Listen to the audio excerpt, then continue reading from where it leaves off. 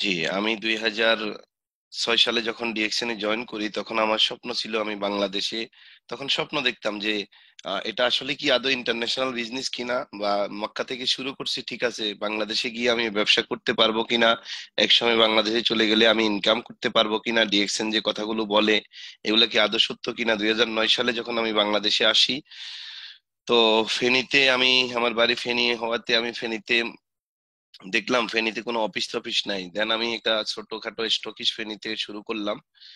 তারপরে 2 আড়াই বছর 3 বছর আগে, আমার যতটুকু মনে আছে, আমি সেদিন বাংলাদেশেই ছিলাম। 2010 সালে আমি সৌদি আরবে ভিসা ক্যান্সেল করে চলে আসি। তো ফেনীতে আমি ছিলাম, আমার যতটুকু মনে পড়ে সেদিন ওসমান গনি আরমান ফেনী অফিসে আসছে এবং আমার সাথে দেখা হয়েছে, বসছে এবং ডিএক্সএন এর প্ল্যান সম্বন্ধে জানছে। এন্ড সে খুব কনফিউজ ছিল যে এই, মানে নেটওয়ার্ক মার্কেটিং এর আগেও সে করেছে, আমার সাথে যতটুকু শেয়ার করেছে, কিন্তু গ্লোবাল বিজনেস করা যায় এক জায়গা থেকে বসে, বাংলাদেশ থেকে বসে গ্লোবালি মার্কেট তৈরি করা যায় উইদাউট ক্যাপিটাল, কোনো পুঁজি ছাড়া, সেটা বিশ্বাস করতে আসলে সে প্রথম অবস্থায় খুব কষ্ট হয়েছিল। প্রায় দীর্ঘ 2-3 মাস পরে সে আস্তে আস্তে এই ডিএক্সএন এর কালচারটা সে ধারণ এবং লালন করতে পেরেছে। কারণ তার ব্যাকগ্রাউন্ড ছিল নেটওয়ার্ক মার্কেটিং এ, আমি যতটুকু জানি যে বাইনারি সিস্টেম থেকে সে আসছে। তো আমরা সরাসরি এখন চলে যাব। মিস্টার ওসমান গনি আরমান, আছেন আপনি?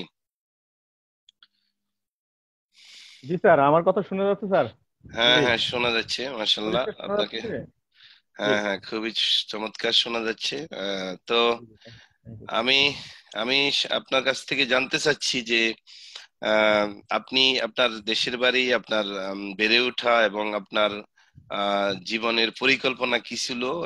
পাশাপাশি আপনি এর আগে অনেকগুলো নেটওয়ার্ক মার্কেটিং করেছেন লোকালি, বাট ডিএক্সএন এ আসার গল্প এবং আজকে এই পজিশনে 2 আড়াই বছরের জার্নি আমি একটু জানতে চাচ্ছি একটা একটা করে, আপনার বেড়ে ওঠার গল্প কোথায় কিভাবে। জি, শুরু করেন। জি, থ্যাংক ইউ ভেরি মাচ। আমি সর্বপ্রথম আমার অনারেবল আইকন মিস্টার শাহজাহান হাজি ননিকে অসংখ্য ধন্যবাদ জানাচ্ছি, এবং সে সাথে ধন্যবাদ দেশান বাংলাদেশ প্রাইভেট লিমিটেডকে, যিনি আমাকে আজকের এই প্রোগ্রামের সুযোগ করে দিয়েছেন। স্পেশালি থ্যাংক ইউ আমাদের মার্কেটিং ম্যানেজার মিস্টার পলাশ। আহ আলহামদুলিল্লাহ, আজকে আপনাদের যারা আমার কথাগুলো শুনছেন সবাইকে আন্তরিক শুভেচ্ছা অভিনন্দন জানাচ্ছি। আমি ছেলেটা আহ, আসলে আজকে আমি নিয়ে কথা, তো তো এই আমার কথাটাই বেশি চলে আসবে। আমি সবসময় আপনাদেরকে নিয়ে কথা বলতে পছন্দ করি। আমার দীর্ঘ পথ হচ্ছে, আমি এসএসসি 2005 সালে ছাগলনাইয়া, অর্থাৎ ফেনী জেলার একটা উপজেলা হচ্ছে ছাগলনাইয়া পৌরসভা, সেখানে আমি একটা স্কুলে এসএসসি পরীক্ষা দিই 2005। 2007 সালে ঠিকই এসএসসি ও ইন্টারমিডিয়েট পরীক্ষা দিতে হয় আমাকে ফেনী গভর্নমেন্ট কলেজ থেকে, এবং সর্বোপরি সেখান থেকে আমি চলে যাই চিটাগং। অর্থাৎ অনার্স মাস্টার্স আমার শেষ হয় চিটাগং, বাট আমার পড়াশোনার টোটাল পুরো ক্রাইটেরিয়া ছিল বিজনেস। বিজনেস লাইনে এবং মাস্টার্স করেছি আমি ম্যানেজমেন্ট। আপনাদের কিভাবে বলি যে ছোটবেলায় যখন ছবি দেখতাম তখন দেখা যাচ্ছে কিছুক্ষণ নায়ক হতে ইচ্ছে করতো, ভালো কিছু গান শুনলে দেখা যাচ্ছে কখনো বা গায়ক হতে ইচ্ছে করতো, এখন দেখা যাচ্ছে একটা প্লেয়ার হতে ইচ্ছে করতো। মানে কোনো সময় স্পেসিফিক যে কোনো কিছু হতে হবে বা এটা করতে হবে এরকম কোনো ধরনের অনুপ্রেরণা বা স্পেসিফিক কিছু ছিল না।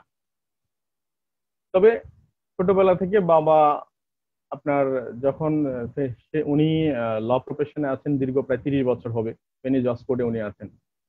তো সেই সুবাদে আমরাও 2007-এ কিন্তু সবাই ফেনীতে চলে আসি, ফ্যামিলি সহ তখন সবাই চলে আসি ফেনীতে। তো তখন থেকে আজ অব্দি ফেনী শহরেই আমরা বসবাস করছি। তো আমার ছোটবেলাটার মধ্যে তখন এই ধরনের কোনো স্পেসিফিক ছিল না, কারণ আমার ফ্যামিলিতে বড় আমি, আমরা 3 ভাই, তার মধ্যে আমি সবচেয়ে বড়, সবার বড়। তো আমি যখন 2007 সালে ইন্টারমিডিয়েট শেষ করে যখন অনার্সে ভর্তি হলাম, তখন তখনকার প্রেক্ষাপটে ইন্ডিমেন্টে আপনাদেরকে কথা প্রসঙ্গে একটা বলি যে কিছু একটা লোক হঠাৎ করে আমার সাথে একদিন দেখা রাস্তায় দেখা হয়ে, তখন এসএসসি পরীক্ষা দিয়ে ইন্টারমিডিয়েট ফার্স্ট ইয়ারে পড়ি, তখন আমাকে বললো যে তোমাদের বাড়ি কোথায়। আমি বললাম যে আমার ওখানে বাড়ি, লোকেশনটা বললাম। বলার পরে উনি বললো তোমার বাবা কি করেন। আমি বললাম যে উনি ল প্রফেশনে আছেন।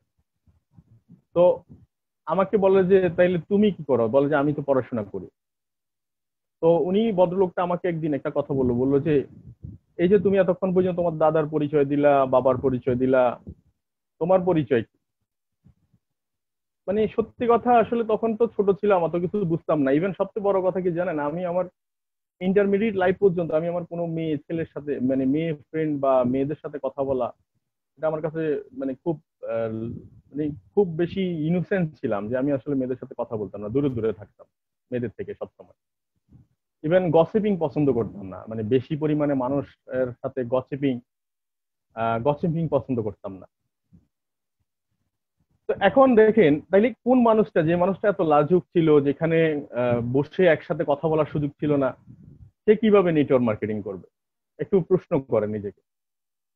আসলেই মানে 2000 যখন আমি 9 সালের দিকে যখন অনার্স ফার্স্ট ইয়ারে পড়ি, তখন আমার সাথে ডিরেক্ট সেলিং ইন্ডাস্ট্রির সাথে প্রথম দেখাশোনা, জানাশোনা। তো যে ভদ্রলোকটাকে আমি চিনতাম বা যে ভদ্রলোকটা আমাকে এনকারেজ করছে, আসলে সে সরাসরি আমাকে কোনোদিন স্পন্সরও করেনি। তার সাথে আমার সরাসরি খুব একটা বেশি আলোচনা হয়েছে বিষয়টা এটা না। তার কিছু ট্রেনিং শুনতাম বা ট্রেনিং স্টেজে আমি অংশগ্রহণ করতাম, বিভিন্ন ভেন্যুতে, শিল্পকলা একাডেমির মতো বড় বড় ভেন্যু গুলাতে, প্রোগ্রাম গুলাতে অ্যাটেন্ড করতাম। ওনার প্রোগ্রাম পেলে আমি নিজে চলে যেতাম। 2009 সালের কথা বলছি আমি আপনাকে। তো এই ভদ্রলোকের ডিরেক্ট সেলিং এর উপর যে তখন তো আর ইন্টারনেট প্রযুক্তি এত কিছু ছিল না, বাট ডিরেক্ট সেলিং এর উপর বিশাল নলেজ ছিল। উনি যে ইনফরমেশন গুলো দিত, এখনকার বাস্তবতা আমি দেখতে পাই আসলে সত্যি তাই, ডিরেক্ট সেলিং ইন্ডাস্ট্রি এত বড় ইন্ডাস্ট্রি।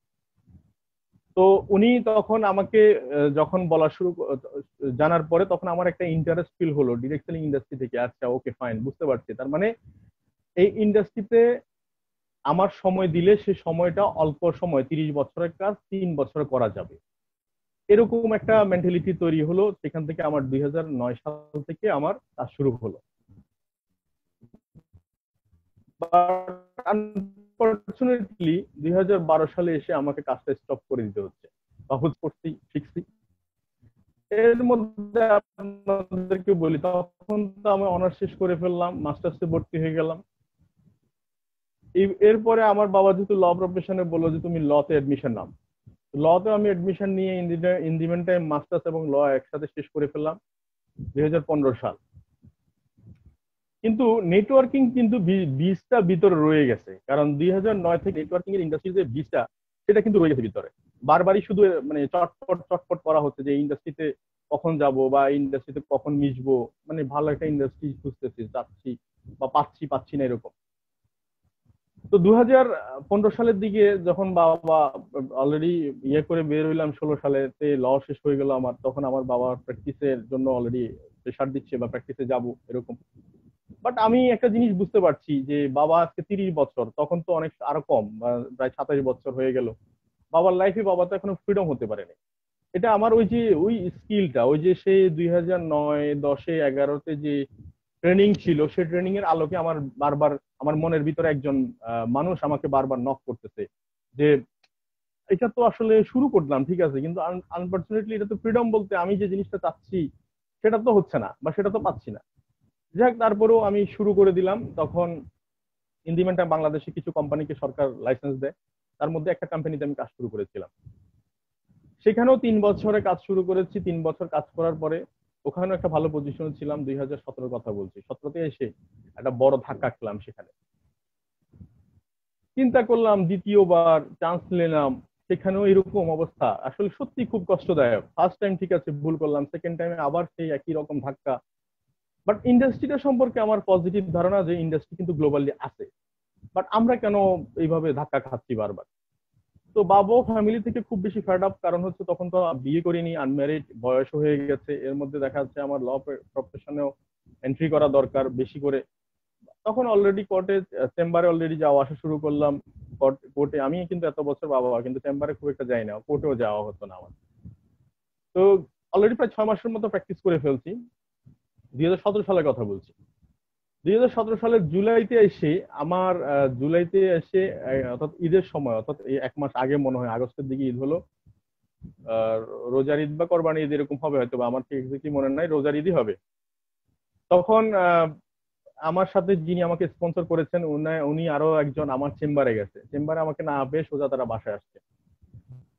অনেকবার বলা শুরু করছে যে এটা এই, এটা সেই, ওটা এই, এরকম সেরকম অনেক কিছু, যে এখানে মার্কেটটা গ্লোবাল মার্কেট, এখানে ট্রেনার হওয়ার সুযোগ আছে, এখানে মার্কেট পুরোটা ফাঁকা, বাংলাদেশ মার্কেটের কথা বলছে। অনেক কিছু বলার পরে যেটা বলি আর কি, আমরা আসলে আমার ইনফরমেশন গুলো টাচ করছে না, কারণ আমি খুব বেশি ফার্স্ট্রেটেড এই জায়গাটাতে যে আবার থার্ড টাইম যদি ভুল করি তাহলে জীবন কিন্তু শেষ, কারণ আমার বয়স তখন প্রায় 29 বছর চলে। তো থার্ড টাইম আমি অনেক চিন্তা ভাবনা করার পরে একদিন আমি অফিসে গেলাম, অফিসে যাওয়ার পরে আমি অফিস থেকে একটা সাবান একটা টুথপেস্ট নিয়ে আসছিলাম। আমার মাথার মধ্যে একটা স্কিন প্রবলেম ছিল, মাথার স্কিন প্রবলেমটার কারণে সাবানটা নিয়ে আসলাম। ওনাদের কথা শুনে যে স্কিনের জন্য এটা খুবই ভালো, আচ্ছা ওকে ফাইন, একটা টুথপেস্ট নিয়ে আসলাম। একটা সাবান এবং একটা টুথপেস্ট আনার পরে তখন সাবানটা ইউজ করলাম 2 দিন। 2 দিনের মধ্যে দেখা যাচ্ছে আমার মাথার মধ্যে যে পরিমাণ অ্যালার্জি প্রায় 80% কিউর হয়ে গেছে, 80% নাই। যে পরিমাণ আবরণ বসে প্রতিদিন স্কিনের মধ্যে, ওই পরিমাণ আবরণ এখন বসছে না, প্রায় 80% নাই। তারপরে দেখা যাচ্ছে আমার ভিতরে একটা মানে একটা ভিতরে একটা ধরনের নিজের সাথে নিজে কথা বলা আর কি, যে আমার প্রিভিয়াস যে কোম্পানিতে মানে যেটা একবার খুব রিসেন্টলি আমি ছেড়ে দিছি, সেখানে প্রায় 10,000 বিশাল বড় একটা নেটওয়ার্ক ছিল আমার 3 বছরে। সেখানেও 3 বছরে 10,000 লোকের যদি আমি শুধু এই সাবানটাই দিতাম, তাহলে 10,000 সাবান তো এমনি যায়। এটা আমার একটা ওই সাবান ইউজ করতে করতে আমার মনের ভিতরে একটা ছবি তৈরি হয়েছে, আঁকা হয়েছে। টুথপেস্টটা ঠিক যেদিন আনলাম সেদিন আমার দাঁতে ব্যথা প্রচন্ড ফুলে আছে, সামনের রুমে এই রুমটাতে উনি শুয়ে আছেন, টিভি দেখতেছেন। ওনার কি হচ্ছে, খাবে না রাতের বেলা, আচ্ছা ঠিক আছে তাইলে খাবেন না, কি সমস্যা, দাঁতে ফুলে রয়েছে। তো ওনার কথা শুনে আমি বললাম যে ঠিক আছে টুথপেস্ট বলিনি, ওনাকে বলছি যে এখান থেকে একটু লাগাই দিয়ে শুয়ে থাকেন। উনি লাগাই দিয়ে সকালবেলা ডাইনিং টেবিলে খেতে বসছে, তখন বলতেছে যে রাতে ওষুধটা না দিলে উনি ঘুমাইতে পারতো না। দেখেন, ইনস্ট্যান্ট 3 দিন মাত্র মাত্র আমি 15 তারিখে গেছি অফিসে, ফেনী অফিসে। বাট শুনলাম ফেনীতে নাকি অফিস আছে 2008 সাল থেকে, সেটাও আমি জানতাম না, সেটাও এক ধরনের অবাক করা বিষয়। আমি 2017 সালে ওনাদের অফিসে গেছি, অথচ ফেনীতে থাকি আমি। তাহলে দেখেন, তখন এই যে প্রোডাক্টটা নিলাম, ইউজ করার পর উনি যখন বললো, তখন আমার মাথায় শুধু সাবান সাবান আমার সাথে কথা বলছে, টুথপেস্ট ওনার সাথে কখন কথা বলছে। ইনস্ট্যান্ট আমার মাথায় বারবারই ক্লিক করতেছে যে আমার যে এই যে তৈরি করা যে মার্কেটটা, আমি যেখানে রাত দিন 24 ঘন্টা খেটে যে একটা মার্কেট তৈরি করছি, সেই মার্কেটে যদি এরকম রিউজেবল একটা আইটেম আমি দিতে পারতাম, যেটার ফিডব্যাক যেটা আমার সাথে কথা বলতে পারে, তাহলে সেটা অবশ্যই সবার সাথে কথা বলতে পারবে। তো 10,000 কাস্টমার যদি আমি একটা হিসাব করলাম, প্রায় 1/2 কোটি টাকার বিজনেস আমার এখানেই হয়ে যায়। তো আমি চিন্তা করলাম যে 1/2 কোটি টাকার বিজনেস যদি হয়ে যায়, তাইলে এখান থেকে যদি কোম্পানি আমাকে ধরলাম, মার্কেটিং প্ল্যান তখন বুঝি না, ধরে নিলাম যে 3% দেয় বা 3% দেয়, তাও তো আমার কাছে হিউজ অ্যামাউন্ট, যেটা আমি আসলে একটা স্ট্যান্ডার্ড লাইফ লিড করার জন্য বাংলাদেশে আমি, আমার ধারণা যে একটা লোক 1-1.5 লক্ষ টাকা ইনকাম হলে একটা লোক একবার স্ট্যান্ডার্ড লাইফ স্টাইল মেনটেন করতে পারে বাংলাদেশে। আর যদি 2.5 থেকে 3 লক্ষ টাকা, আই মিন 3,000 ডলারের উপর ইনকাম হয়, সে সারা পৃথিবীর যে কোনো দেশে বসবাস করার মতো ক্ষমতা রাখে বা সুযোগ থাকে তার। তো আমার এই এই যে ছোট্ট ক্লিক করাটা দেখা যাচ্ছে, আমি তখন 18 তারিখ মনে আছে আমার, জুলাইয়ের 18 তারিখ, 17 সালে জুলাইয়ের 18 তারিখ আমি অফিসে গেলাম। অফিসে যাওয়ার পরে আমি মার্কেটিং প্ল্যানটা একটু বোঝার চেষ্টা করলাম। আসলে মার্কেটিং প্ল্যানটা আমার মাথায় ঢুকে না। কেন ঢুকে না? কারণ আমার মার্কেটিং প্ল্যানটা ঢোকার মতো কথাও না, আমার মাথা অলরেডি ব্লক করা একটা জায়গায়। সেটা হচ্ছে নেটওয়ার্ক মার্কেটিং আমি যে প্র্যাকটিস করছি 6 বছর, 3 বছর, 3 বছর, 6 বছর, এই সময়টা কি হলো, মানে আমি কোনো কাজে লাগাইতে পারলাম না। এই সময়টা আমার জন্য ভ্যানিশ হয়ে গেল, মানে এটার কোনো আউটপুট আমার কাছে নাই, শুধুমাত্র এক্সপিরিয়েন্স আছে। এখন আমি একটা জায়গায় জব করতে গেলাম, চিন্তা করলাম যে সেখানে আমাকে নতুন করে এক্সপিরিয়েন্স গ্যাদার করতে হবে, এবং আমার যে এই শিক্ষা এক্সপিরিয়েন্সটা, এই লাইফ স্টাইল, এটা আমি মেনটেন করতে পারবো না। বারবার আমাকে শুধু সিগন্যাল দেয়, জব মার্কেটে যাইও না, জব মার্কেটে যাইও না, গেলে কি পাবা কি পাবা। মানে বারবার এই সিগন্যালের কারণে আমি জব মার্কেটের দিকে খুব একটা বেশি ইন্টারেস্ট ছিলাম না। এটা আমার পার্সোনাল ওপিনিয়ন, এটা কারোর সাথে মিলবে এটা বিষয়টা এটা না, আমার নিজের ভিতরে ওই যে সেটার বীজ বপন হয়েছিল 2009-10 দিকে। তো আলহামদুলিল্লাহ, পরে দেখা যাচ্ছে যখন ডিসিশন 2017 সালের জুলাইয়ের 18 তারিখে যখন মোটামুটি মার্কেটিং প্ল্যানটা বুঝলাম, আচ্ছা যাই হোক, যা হবার হবে, আমি দেখি একটু 2000 সাল থেকে নাকি তারা বাংলাদেশে বিজনেস করছে। তো 2000 সাল থেকে যদি বিজনেস করে আমি একটু হেড অফিসটা দেখতে চাই। ইন দি মেন টাইম 20-21 তারিখ 2 দিন একটা প্রোগ্রাম ওয়ার্কশপ ঢাকা হেড অফিসে চলছে। তার মানে আমি শুরু করলাম কয় তারিখ, 18 তারিখ ডিসিশন মেক করলাম, 19-20 মাত্র একদিন বাকি মাঝখানে ঢাকায় 20-21 তারিখ 2 দিন প্রোগ্রাম। আমাদের ডিএক্সএন বাড়িধারা হেড অফিসে, ওখানে মাত্র সুযোগ আছে, বসার সুযোগ আছে 70 থেকে 80 জন ক্যাপাসিটি। তার মানে হোল বাংলাদেশ থেকে লিডাররা নিয়ে প্রোগ্রাম করছে। তার মানে ওখানে বুঝেন, এখানে আসলে জায়গা পাওয়াটাও কঠিন ছিল, এবং টিকিট প্রাইস ছিল 2,000 টাকা। যাই হোক, আমার কাছে তখন ইন্ডিমেন্ট টাইম, আমি তখন হাত খালি ছিল, আমি বলছি যে আমাকে এনি হাও আমাকে এই প্রোগ্রামে যেতে হবে, কারণ কাজ শুরু করতে গেলে আমার শেখার একটা মানসিকতা দরকার, আগে শিখবো। তো প্রোগ্রামে গেলাম, যথারীতি বুঝলাম যেটা সেটা হচ্ছে যে আমাদের আগে টিভিএস কোম্পানিগুলো যেরকম ঝিকঝাক এই ছাই টাইপের এগুলো ছিল না, চলছে কোন রকম, ওকে ফাইন। তখন বুঝলাম, অফিস গেলাম, মানে এত কিছু বুঝতেছি না এখনো পর্যন্ত, কেমন যিনি নার্ভাস নার্ভাস লাগতেছে সব। যাওয়ার পরে তখন আপনার দুদিনের প্রোগ্রাম বিশেষ করে আমি কিচ্ছু বুঝিনি, একের কিচ্ছুই বুঝিনি। আমাকে যদি বলা হয়তো প্রোগ্রাম শেষে বের হয়ে 10 মিনিট কথা বলেন প্রোগ্রাম সম্পর্কে, আমি বললাম আমি কিচ্ছু বুঝি না, আমি সব উপরে দিয়ে গেছে। কি জ্ঞানধর্ম বলে, কি মাশরুম বলে, কি কি বলে জিনিস, স্লাইড দেখিয়ে দেখিয়ে সারাদিন প্রোগ্রাম করে। ইন দি ইভেন টাইম একটা ঘটনা ঘটছে, যেটা সেটা হচ্ছে যে আমার প্রচন্ড অ্যাসিডিটি ছিল, প্রচন্ড অ্যাসিডিটি। আমার পকেটে প্রায় 3টা ব্র্যান্ডের ওষুধ থাকে।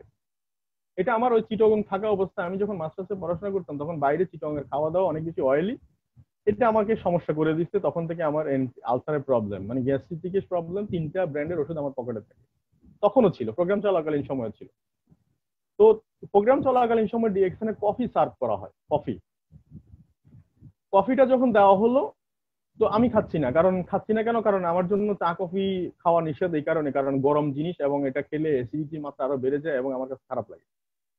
তো আমার সাথে যিনি বসা ছিল উনি বললো যে এক কাজ করেন, আপনি কোল্ড মানে ঠান্ডা হয়ে গেলে আপনি এমনি খেয়ে ফেললেন পানির মতো, আশা করি ভালো লাগবে, আপনি খান। তো ওই সারাদিনে দেখা যাচ্ছে 3-4 কাপ কফি খাওয়া হলো, সকালে দিল, দুপুরে দিল, রাত বিকাল সেশনে দিল, কফি খেলাম। আলহামদুলিল্লাহ ওই দিন আমার যে প্রতিদিন যে পরিমাণ অ্যাসিডিটি আমার ভিতরে গ্রো করে, এই অ্যাসিডিটিটুকু আমি আর ফিল করছি না। দেখেন, মানে প্রোগ্রামে কি বুঝছি না বুঝছি জানি না, কিন্তু এই প্রোডাক্টটা আমার মাথার মধ্যে শুধু বারবার নক করতে, যেটা আমি ওষুধ যেখানে 3 বেলা বা 2 বেলা খেতাম, সেখানে দেখা যাচ্ছে আমি ওই দিন খাইনি, পরের দিন একই অবস্থা, আমি খাইনি। এখন লাস্ট দিন যেটা হয়েছে, এটা গেল বিষয় আমার শারীরিক ব্যাপারটা, যে আমি খাইনি, আমার কাছে ভালো লাগছে, আমি এই জন্য খাওয়া লাগে না। লাস্ট দিন যে জিনিসটা সেটা হচ্ছে প্রোগ্রাম শেষের আগের দিন একটা স্টেটমেন্ট দেখাচ্ছে, দেখাচ্ছে হারুন রশিদ স্যারের এবং আমাদের হাসপাতাল ইডিসি প্রেসিডেন্ট হাসপাতালি সাগর সাহেবের একটা স্টেটমেন্ট দেখাচ্ছে। স্টেটমেন্টের মধ্যে এরকম সুন্দর করে দেখাচ্ছে, international statement for the month, আপনার কোন মাস সেটা মনে নাই, but local bonus of Bangladesh, India, Malaysia, Singapore, Thailand, Gulf, এরকম করে প্রায় কমপক্ষে আমি 20, 25টা 30টা দেশ দেখলাম, মানে বোনাস আসছে, এবং আলটিমেটলি কত আসছে সেটা আমি জানি না। তখন তখন আমি যেটা তখন বললাম যেটা সেটা হচ্ছে যে, মানে এই জিনিসটা দেখার পরে দেখেন, আমি সারা দুদিনের প্রোগ্রামে কিচ্ছু বুঝছি না, সবটা আমার মাথার উপর দিয়ে গেছে, শুধু ওই লাস্ট মুহূর্তে ওইটাই বুঝছি যে এটা ইন্টারন্যাশনাল একটা প্ল্যাটফর্ম, 200টা দেশে বিজনেস করে, চাইলে সিস্টেম আছে, চাইলে 200টা দেশ থেকে পয়সা ইনকাম করতে পারবা, এটা আমি বুঝছি, আর কিচ্ছু বুঝি না। তাহলে এখন কি হলো দেখেন, মাত্র আমার বয়স মাত্র 3 দিন সময়, 18 থেকে 19, 20, 21, 4 দিন সময় আমার আমার এই এইখানে জয়েনে। এই 4 দিনের ভিতরে যেটা হইলো সেটা হচ্ছে যে, তার মানে আমি প্রোডাক্টের উপর ফুল কনফিডেন্স আমার চলে আসছে, কারণ আমি কফিতে আমি আমার পার্সোনাল রেজাল্ট পেলাম, চুলে আমি সাবান ইউজ করে রেজাল্ট পেয়ে গেলাম, এর মধ্যে টুথপেস্ট মোটামুটি চলছে ভালো। এখন একটা কনভারসেশন হচ্ছে উপরে, ভিডিওতে দেখাচ্ছে, আমি তখন একটা জয়নিং ফর্ম কিনতে গেলাম, কেউ যিনি আমার সাথে একটা জয়েন করবে, জয়নিং ফর্ম কিনতে গেলাম, তখন অফিসে কাউন্টারে গেলাম, আর তখন বললো যে 10 টাকা দেন, যেটাকে আমরা কিট কোড বলি, এখন 10 টাকা দেন। একটা জয়নিং ফর্ম কিনলাম, সে আমাকে একটা মানি রিসিপ্ট দিল। আমি তখন চিন্তা করলাম, ভাই রে কি বলে, 10 টাকার মানি রিসিপ্টও দেয়।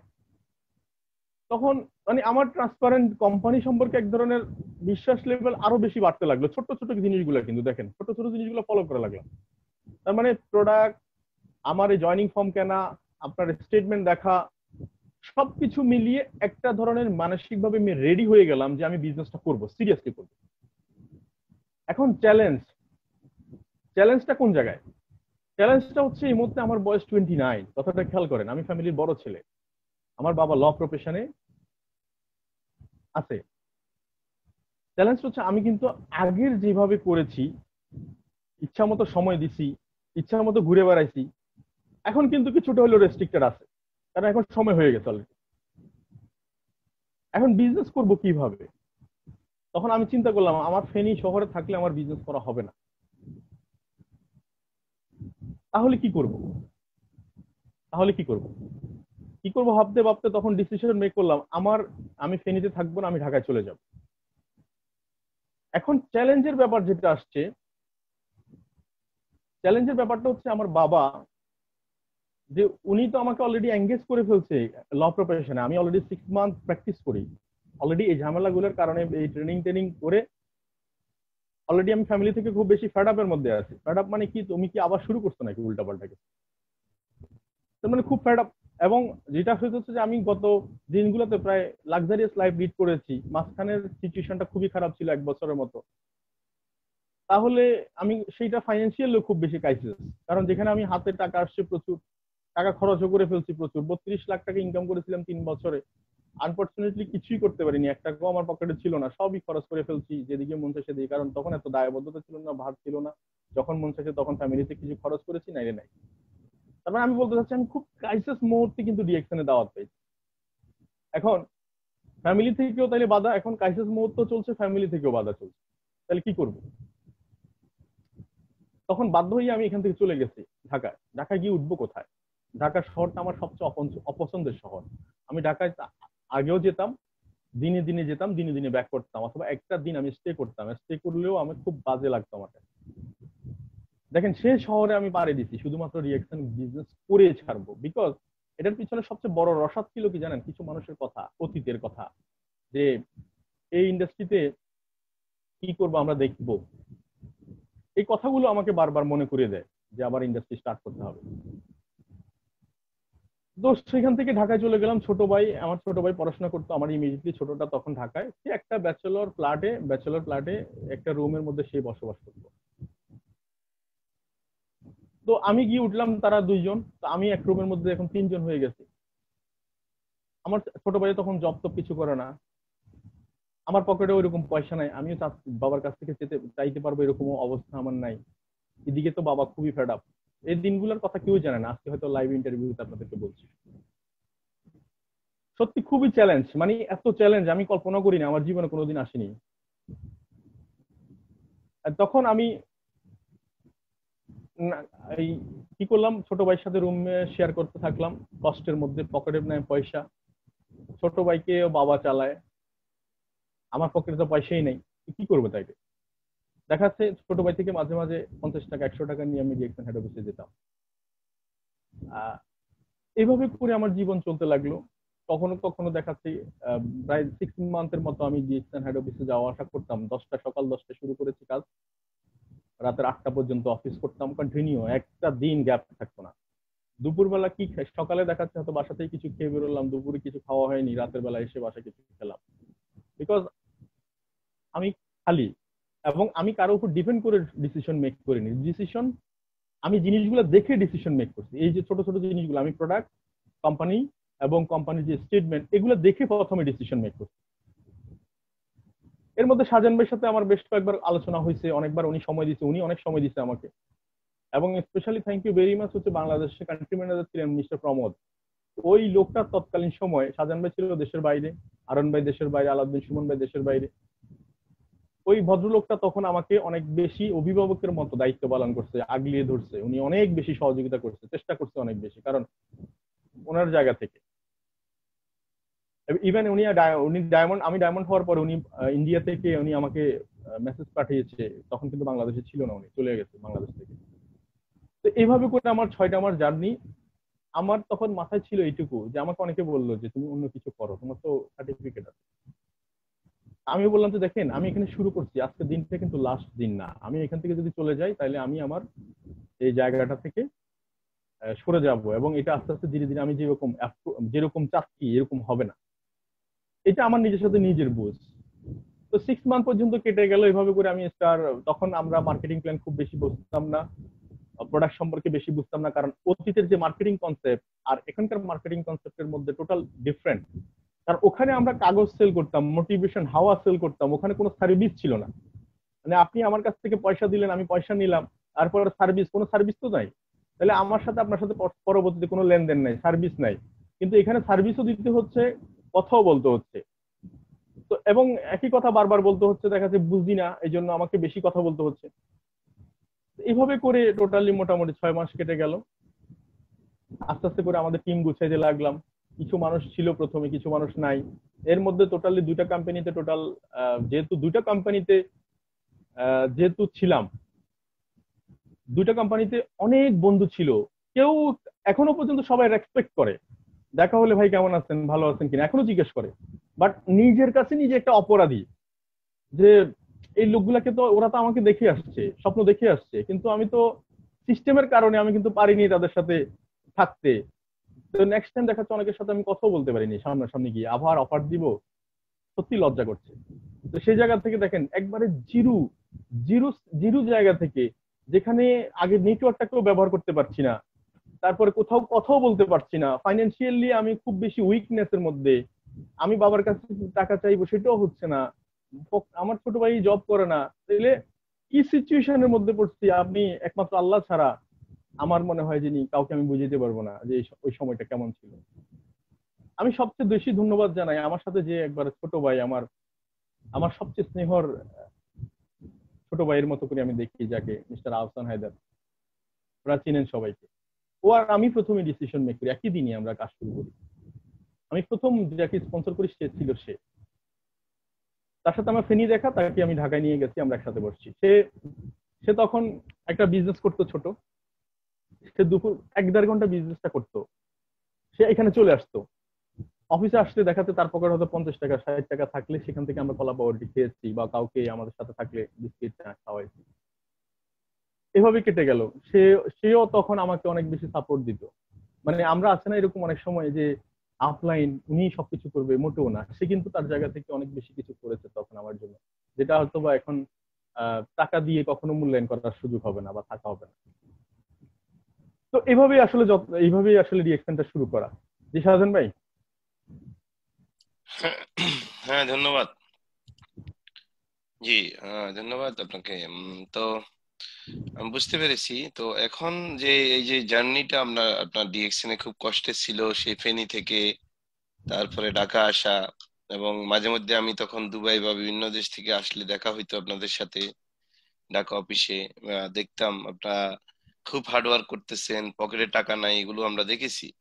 এটাই হলো আসলে রিয়েলিটি, যে একটা জায়গায় উঠে আসতে হলে এরকম স্ট্রাগল করতে হয়। এটার কারণ হলো যে বিশ্বাসের জায়গাটুকু, যে একদিন কিছু একটা ঘটবে। হ্যাঁ, কারণ এর আগে দুই তিনটা কোম্পানিতে সময় দিয়ে সময় নষ্ট করেছেন। এটা একটা চ্যালেঞ্জ ছিল, পরিবারের সাথে চ্যালেঞ্জ ছিল, নিজের সাথে চ্যালেঞ্জ ছিল, সোসাইটির সাথে চ্যালেঞ্জ ছিল। তো সেই জায়গা থেকে এখন ডিএক্স নিয়ে আজকে 2-2.5 বছরের অনুভূতি কি? হ্যাঁ, কষ্টের জায়গা তো শেয়ার করলেন আপনি। এখন আপনি এক্সিকিউটিভ ডায়মন্ড, আমি জানি আপনার টিমে প্রায় 40-45টা দেশে আপনার এখন টিম তৈরি হয়েছে। গত মাসেও প্রায় 57টা দেশে হ্যাঁ আমার আছে। 57টা দেশে, এবং গত মাসেও 10,000 প্রায় না আপনার 10,000 করে distributor আছে, প্রায় 10,000। আপনার প্রায় 1,03,000-এর উপরে ইনকাম হয়েছে সেই ফেনীতে, লকডাউনে থেকে, ফেনীতে বাসায় থেকে। হ্যাঁ, এবং প্রায় 10,000 টাকার উপরে আপনি বাংলাদেশ সরকারকে ট্যাক্স দিয়েছেন। এখন অনুভূতিটা কি যে আপনি ভিসা ছাড়া, আপনি কোন দেশের একটা মানুষ, আমি জানি আমার বাবা প্রবাস জীবনে 20টা বছর ছিল, আমার বাবা আমাদের জন্য সৌদি আরবে রিয়াল পাঠাইতো, সৌদি আরবে মাক্কাতে থেকে। আমিও প্রবাসে 17 বছর। কিন্তু আজকে এই DXN system, DXN direct selling system, real একটা কোম্পানি, নিজস্ব প্রোডাক্ট, নিজস্ব সিস্টেম। তো এই কোম্পানির প্রোডাক্ট ইউজ করার মাধ্যমে কষ্ট করে ধীরে ধীরে আপনি একটা মার্কেট তৈরি করে আজকে প্রায় 57টা দেশের টিম, আর এই 57টা দেশ থেকে ইনকাম নিয়ে আসা, বাংলাদেশে বসে কোন দেশ থেকে রিঙ্গিট, আমি দেখেছি গত মাসের স্টেটমেন্টটা, আপনার স্টেটমেন্ট আমার কাছে আছে। আমি দেখেছি মিডল ইস্ট থেকে প্রায় 22-23 হাজার, 25,000 টাকা আপনার ইনকাম, মিডল ইস্টে না গিয়ে সিঙ্গাপুর, মালয়েশিয়া, ইউরোপ। সো এটা হাউ ইজ পসিবল? এটা কিভাবে সম্ভব? আমার তো জানা নাই অন্য কোনো ইন্ডাস্ট্রি। এখন আপনার দৃষ্টিতে কেমন অনুভূতি মনে হচ্ছে যে ভিসা ছাড়া, পাসপোর্ট ছাড়া, আর ভিসা পাসপোর্ট থাকলেও এই এট এ টাইম বিভিন্ন দেশে গিয়ে বিজনেস করা, এটা একজন মানুষের পক্ষে সম্ভব কিনা, বা আপনার দৃষ্টিতে কেমন মনে হচ্ছে যে এটা কত বড় ইন্ডাস্ট্রি, আগামী দিনে কি হচ্ছে, এবং আপনার চিন্তাধারা কি এই ইন্ডাস্ট্রি থেকে? জি। জি ধন্যবাদ।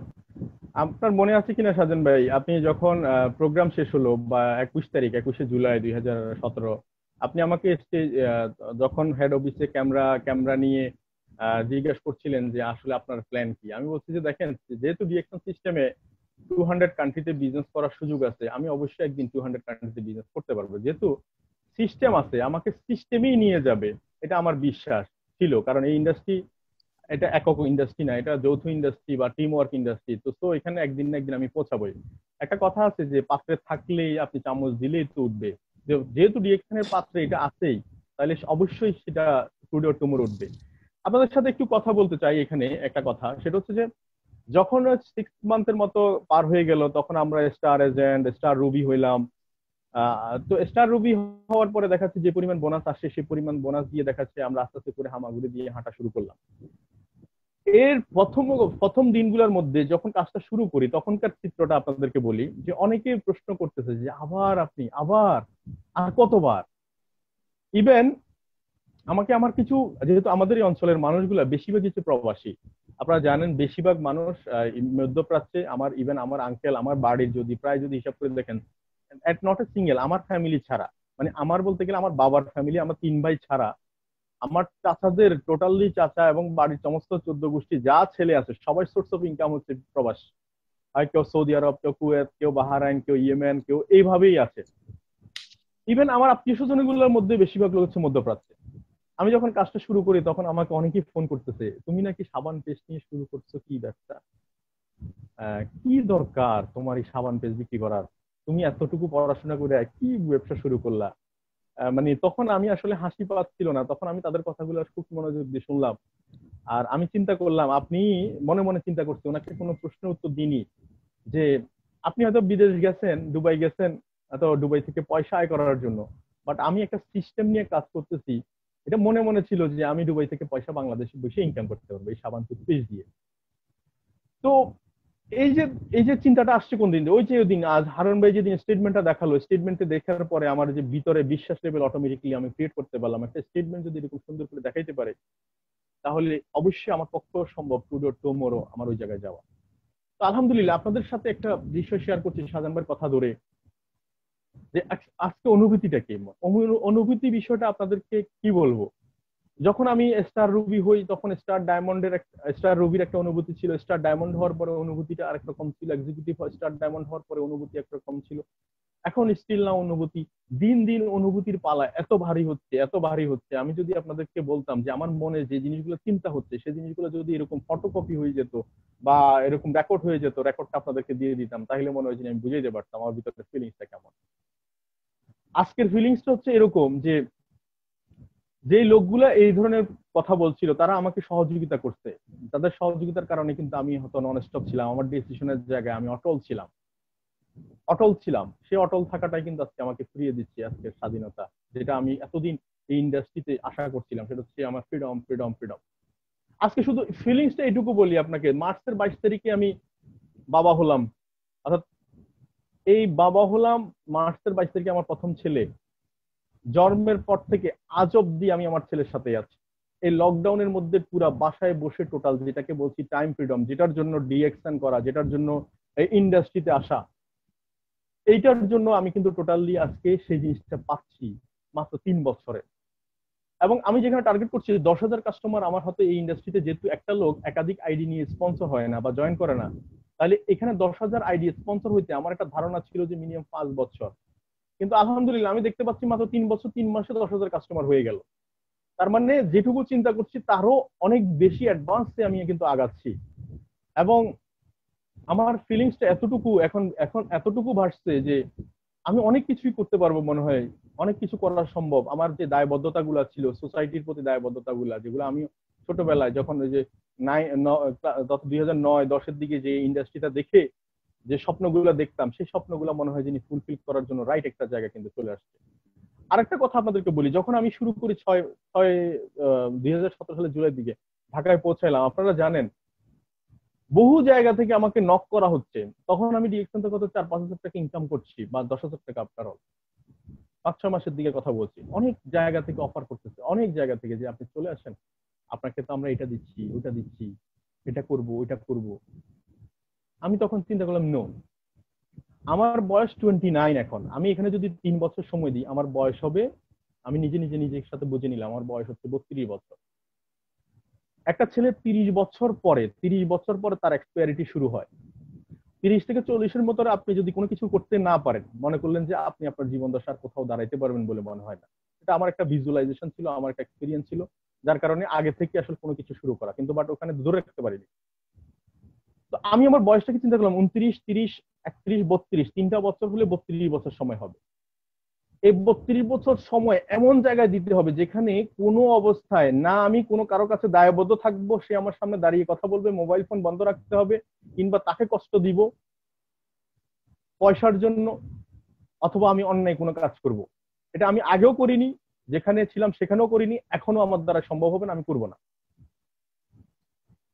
এই জায়গা থেকে আমি সবসময় এবং মনে রাখতাম যে ঠিক আছে, তুমি যে আমাকে 2 লাখ টাকা দিবা, 3 লাখ টাকা দিবা, বা এই অপরচুনিটি দিবা, আলটিমেটলি আমি না পাইলাম কিছু, কিন্তু আমি যাদেরকে নিয়ে আসবো তারা কি পাবে, তাদের কথাটা আমি সবসময় বেশি চিন্তা করতাম, কারণ অতীতের অভিজ্ঞতা থেকে। তাদের মুখের দিকে তাকিয়ে, বা তারা যে আমাকে আমাকে বিশ্বাস করে কিন্তু তারা এতটুকু এগিয়েছে, তাদেরকে আমি কিছু দিতে পারিনি। আজকে তাদের, হয়তো তারা আমার সামনে বলতেছে না কষ্টের কথাটা, বাট তাদের কষ্টটা অবশ্যই মুখের ভিতরে আছে বা অন্তরে আছে, যেটা আমি ক্ষমা চেয়ে কোনোদিন শেষ করতে পারবো না। আমার সেই জায়গা থেকে আমি কখনো জায়গা থেকে লড়ি নাই, এবং কখনো সম্ভব ছিল না এরকম একটা অবস্থা যে না আমার পক্ষে সম্ভব না। আর ডিএক্সএন এমন একটা কর্পোরেট সিস্টেম আমার কাছে মনে হয়েছে যে এই মৃত্যুর পরে আমার জেনারেশন সিকিউরিটি জায়গা হচ্ছে এটা, যেখানে কারো কোনো হাত দেওয়ার সুযোগ নাই। এই জিনিসগুলো দেখে কিন্তু আমার কাছে খুবই ভালো লাগছে। সেই জায়গা থেকে ফ্যামিলির সাথে সময় কাটাচ্ছি, খাচ্ছি, দাচ্ছি, ঘুমাচ্ছি, কিন্তু পয়সা ঠিকই আসছে। একটা লিডার বলতো যে ডিরেক্ট সেলিং ইন্ডাস্ট্রিতে আপনি দেখেন বন্যা যখন হয় তখন দেখবেন বাড়ির চতুর্দিক থেকে পানি আপনার বাড়িতে ঢুকতেছে, আপনি দেখতেছেন, কি করবেন তখন? কিছু করার থাকবে না।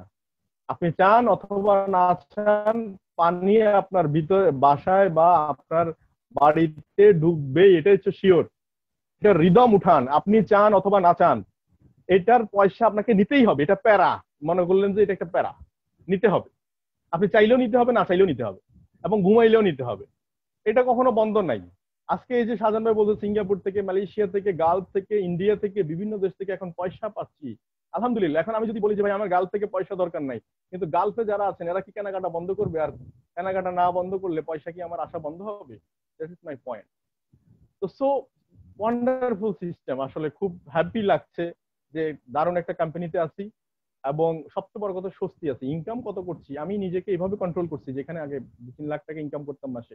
আমার কথা হচ্ছে সেটা না, বাংলাদেশে যেখানে অ্যাভারেজ মানুষের ইনকাম হচ্ছে 30,000-এর নিচে। আপনি দেখেন গভর্নমেন্টের প্রায় 14 লক্ষ লোক আছে গভর্নমেন্টের। 14 লাখের মধ্যে আপনি হিসাব করে দেখেন প্রায় 13 লাখের স্যালারি আপনি যদি হিসাব করে দেখেন 30-এর নিচে। তাহলে সেই জায়গায় সে দেশে বসবাস করে আমরা 3 লক্ষ টাকা, 30 লাখ টাকা কথা না বলে, আমরা যদি 30,000 টাকার বাউন্ডারিটাকে যদি মাথায় নিয়ে যদি স্টার্ট করতে পারি প্রথম থেকে, আপনি তো সিস্টেমে 30 লাখে পৌঁছে যাবেন, ঠিক আছে। কিন্তু আপনার প্রথম প্রথম দিকের যে কথাগুলো বলছি, প্রথম দিকে যদি এটাকে মাথায় নিয়ে সেট করে যদি আগানো যায় কোনো ব্যক্তি, আমার মনে হয় না কেউ হতাশ হবে কখনো, বা তার কারো কাছে খারাপ লাগবে না। অর্থাৎ আমি মেনে নিছি প্রথম দিকে যে স্ট্রাগল গুলাকে, প্রথম দিকে যে চ্যালেঞ্জ গুলাকে, এগুলোকে মেনে নিচ্ছি, এবং এটাকে নিজের জায়গায় লালন করছি যে না, এটা করে ছাড়বো। এবং এটা যেহেতু ওনাদের হয়েছে, আমারও হবে, শুধু টুডে অর টুমোরো, আজকের দিন ফাইনাল দিন নয়, সামনের দিন আরো আছে। জি সাজন ভাই।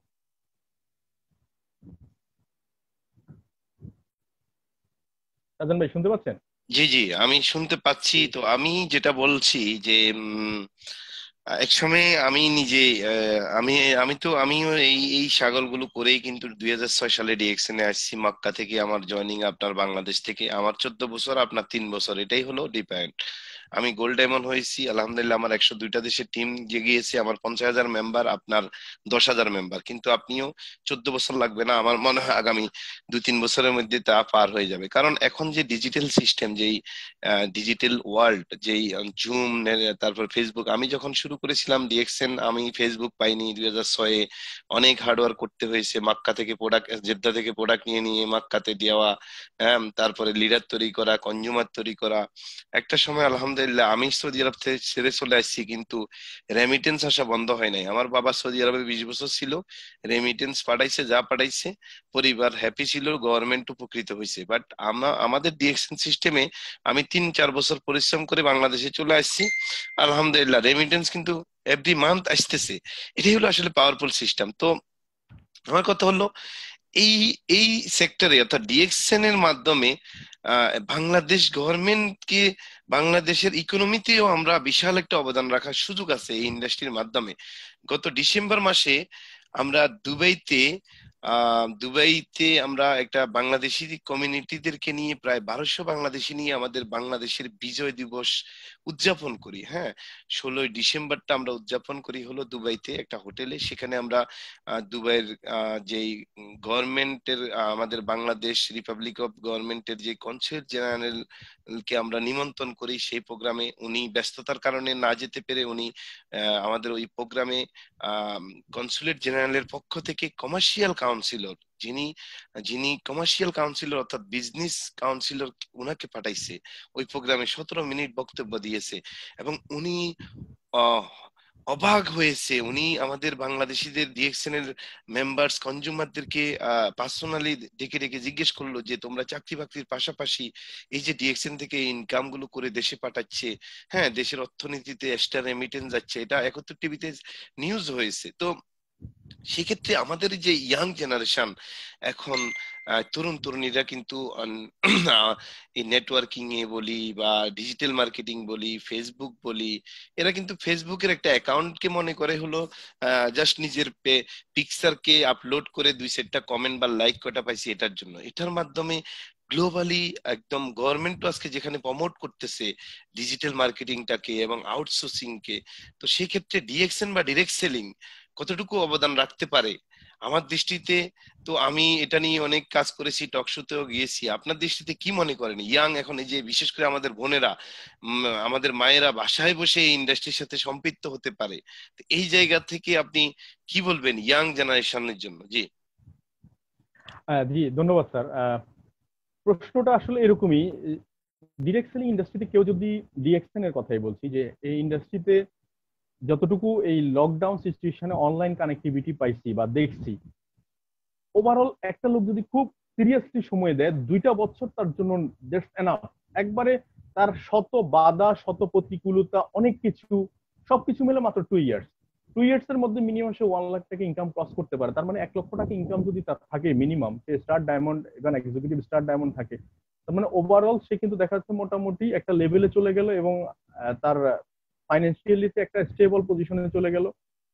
এখন এই ডিজিটাল সিস্টেমের কারণে, ডিজিটাল সিস্টেমে যে অনলাইন ফেসবুক, ইউটিউব, গুগল এগুলো থাকার কারণে একটা মানুষের কায়িক শ্রম, যে দৌড়াদৌড়ি, যে সময়টা, যে পথে যাওয়া এবং আসা মিলে অনেক সময় নষ্ট হতো, কারো কাছে যেতে হতো।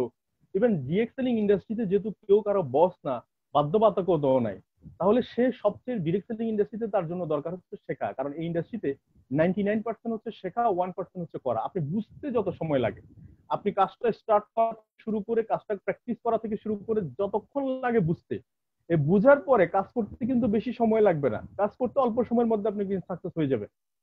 তাহলে এই 2টা বছর যদি কারো লাইফে কেউ যদি যে যে অবস্থায়, যে প্রফেশনে, বাসায়, আমরা তো এই যে লকডাউন সিচুয়েশন তো প্র্যাকটিক্যাল এক্সাম্পল, যে আমরা ঘর থেকে বেরোই না এই লকডাউন করোনা সিচুয়েশনের মধ্যে, সবাই বাসায় বসে জুমের মধ্যে ফেসবুক, হোয়াটসঅ্যাপ, ইমো এগুলোকে কানেক্টিভিটি করে আমরা গ্লোবালি বিজনেস করছি, বাংলাদেশে বসে বাংলাদেশে এক একটা অফিসে সার্ভিস দিচ্ছি।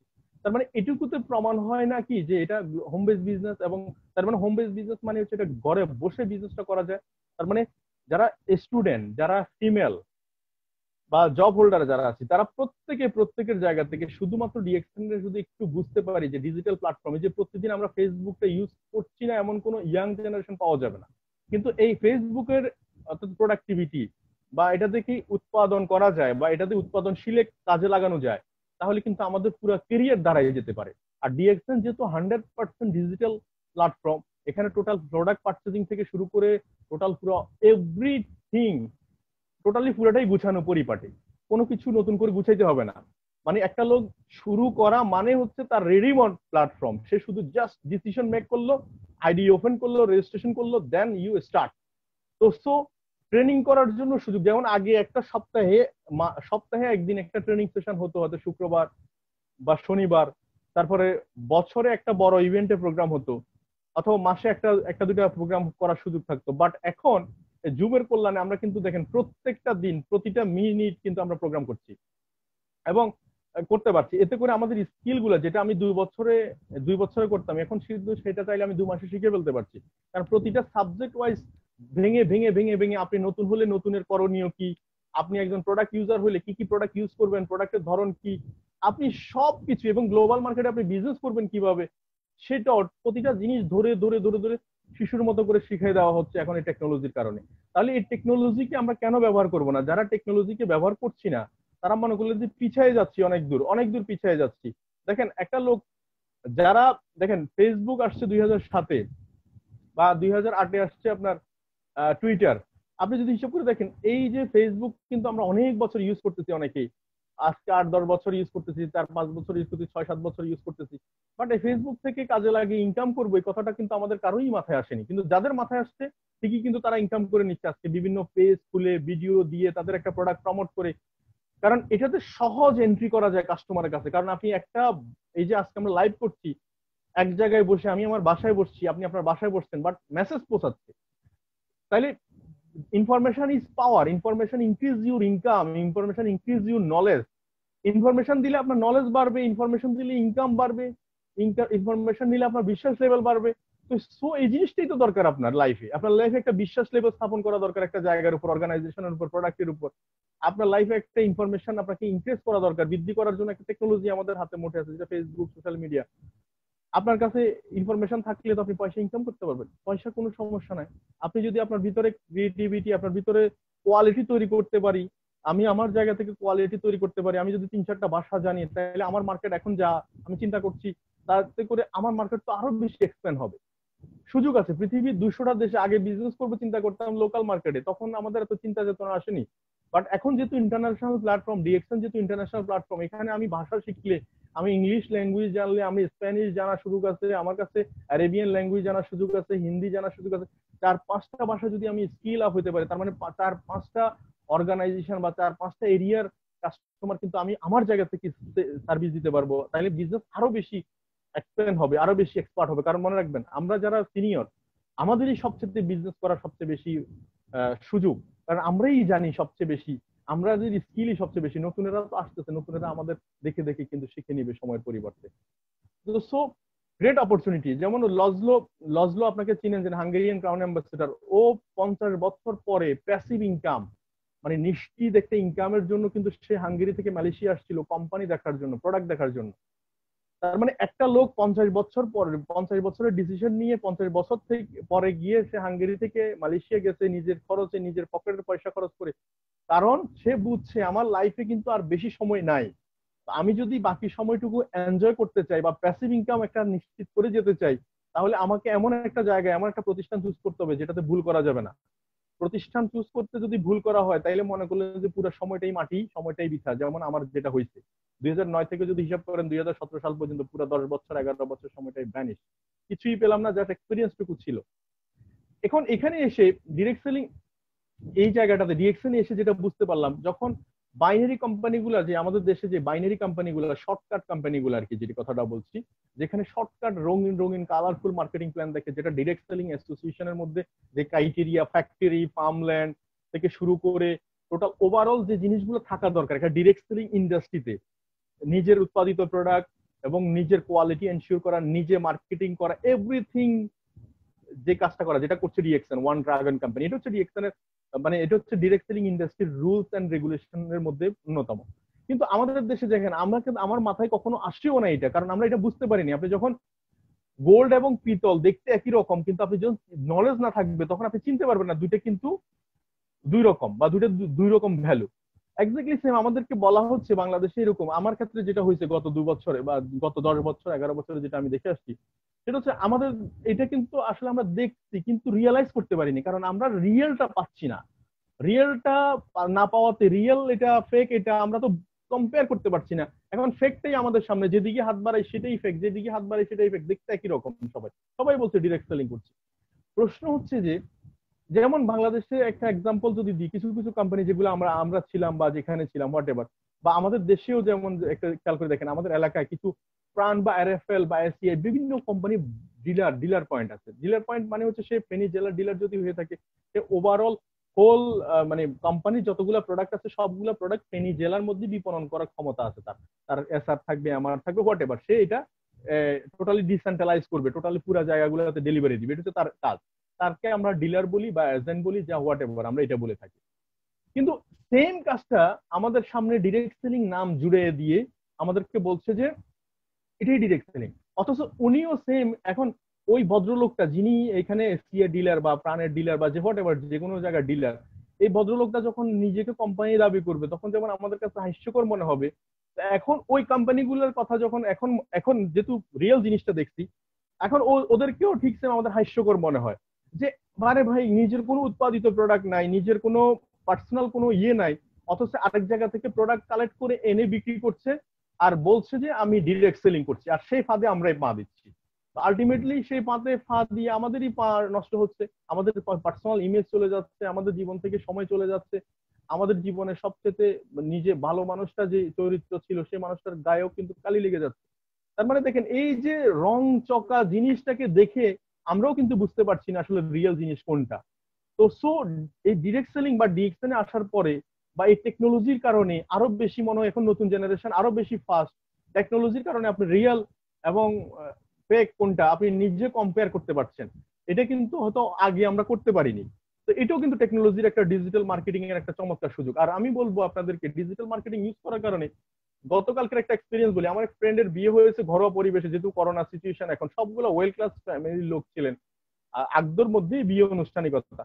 বাট ওখানে ওই ফ্যামিলির ওর সাথে আমার 2008 সাল থেকে আমার একসাথে পড়াশোনা করা, অর্থাৎ কলেজ লাইফ ইউনিভার্সিটি লাইফে। তার ফ্যামিলিতে যখন গেলাম ওখানে এমপি ক্যান্ডিডেট ছিলেন, অনেকে চেয়ারম্যান ছিলেন, বিভিন্ন, ওরা আমাদের ফ্যামিলি ফ্রেন্ড এখন, কারণ যেহেতু ফ্রেন্ডের দুলাভাই কারো কেউ মামা এরকম টাইপের। তো ও সবাই আমাকে এই যে আমি ফেসবুকে স্ট্যাটাস দিচ্ছি বা ফেসবুকে ডিএক্সএন সম্পর্কে কাজ করছি, ডিজিটাল মার্কেটিং এ কাজ করছি, সবাই আমাকে বলছে ও আচ্ছা তুমি তো ডিএক্সএন আছো, খুব ভালো করছো মনে হচ্ছে দেখে, হ্যাঁ খুব ভালো, এরকম অ্যাক্টিভিটি থাকা ভালো, তার মানে ভালো করতেছো বোঝা যাচ্ছে, তা আমাদেরকেও কিছু প্রোডাক্ট দিও, আমরা ইউজ করে দেখবো, মাশরুম তো ভালো প্রোডাক্ট। আপনি একটু খেয়াল করে দেখেন এই লোকটার কাছে আমি হয়তো বা মেসেজটা খুব বেশি তাড়াতাড়ি পৌঁছাতে পারতাম না, কিন্তু আজকে সোশ্যাল মিডিয়াতে আমার অ্যাক্টিভিটি থাকার কারণে অ্যাকচুয়ালি আমি এই কাজটা করতে পারছি। আর একটা আপনাদেরকে বলি, আমি সোশ্যাল মিডিয়ার পাওয়ারটা আগে থেকে জানতাম, কিন্তু 2টা বছর আমি ব্যাকে ছিলাম, বিকজ আমার নিজের সাথে নিজের একটা কমিটমেন্ট ছিল যে আমার একটা স্টেজ যেহেতু আমি ধ্বংস করে ফেলছি বিতর্কিত, তাহলে আমাকে একটু যাচাই বাছাই করে আমাকে নামতে হবে। হুট করে নেমে গেলে আমার ইমেজের একটা ব্যাপার আছে সেই জায়গাটাতে, তখন আমার একটু সময় লাগছে। বাট আমি যখন যেদিন থেকে ডিসিশন নিলাম নামতেই হবে আমাকে, এবং প্রয়োজনে যারা আহ, মানে অর্থাৎ যে জিনিসগুলো ডিস্টার্ব প্রয়োজনে ওদেরকে ডিসকানেক্ট করে দিবে, যেটাকে নেগেটিভ সোর্স নেগেটিভ প্লেস আমি সবসময় অ্যাভয়েড করতে বলি, অ্যাভয়েড করো বাট সামনে ফরওয়ার্ড করো। ঠিক 1 বছরের মধ্যে আজকে দারুণ কাজ দিচ্ছে, দুর্দান্ত কাজ দিচ্ছে এই সোশ্যাল মিডিয়া, যেটা অনেক অনেক অসাধারণ কাজ করতেছে। যেমন ধরেন আমার 10,000 কাস্টমার, আপনাদেরকে বলছি 10,000 কাস্টমার সবাইকে কিন্তু আমি হয়তো ফোন দিতে পারছি না, ফলো আপ করতে পারছি না ইন্ডিভিজুয়াল, কিন্তু একটা সোশ্যাল মিডিয়ার একটা মেসেজ সবার কাছে টোটালি টুডে টুমোরো সিস্টেমেটিক ওয়েতে পৌঁছে যাচ্ছে। তার মানে এটা চমৎকার একটা ফলো আপ হিসেবে কাজ করতেছে আমার। আমি সিস্টেমে আছি, আমি কাজের মধ্যে আছি, ওরা কাজের মধ্যে আছে, সবাই ইন্ডিভিজুয়াল কাজের মধ্যে আছে। দিস ইজ, এটা চমৎকার চমৎকার একটা পাওয়ার সোশ্যাল মিডিয়া এবং পার্সোনাল মিডিয়া।